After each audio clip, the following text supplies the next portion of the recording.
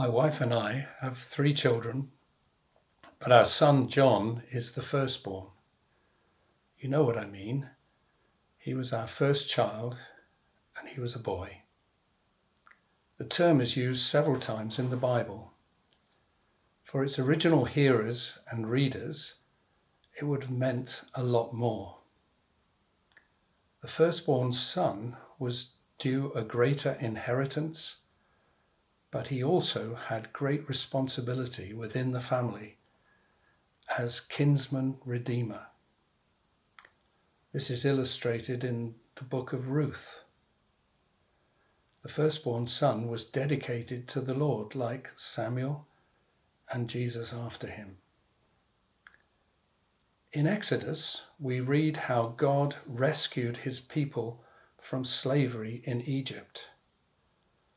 The climax was the preservation of the firstborn sons of the Israelites, whose families put the blood of a sacrificed lamb on the doorposts of their homes. The unprotected firstborns of the Egyptians all died. This mighty deliverance was commemorated annually at the feast of the Passover, remembering that the angel of death spared the firstborn sons of the faithful Israelites. A price was paid, the death of the lamb, and the people were redeemed. They were bought out of slavery. So why am I saying all this? When we read the term firstborn, we should try to remember these associations and what it meant to the original readers. Bearing this in mind, let's take a look at one reference in the New Testament.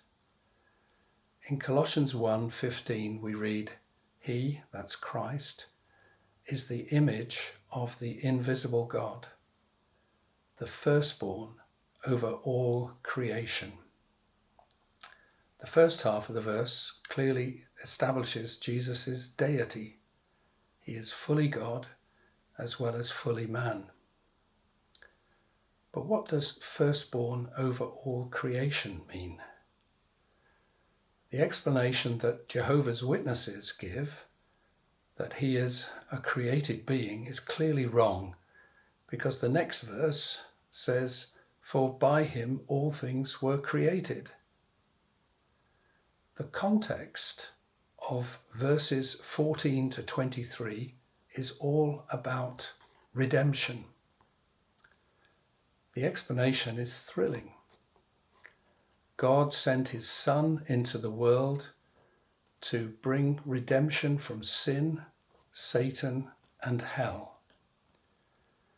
Jesus was the firstborn and Passover lamb. This time there was no substitute. He was the firstborn who died to save his people as their kinsman redeemer.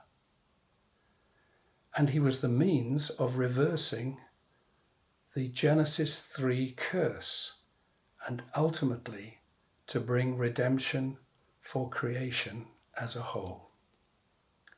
Thank you for listening.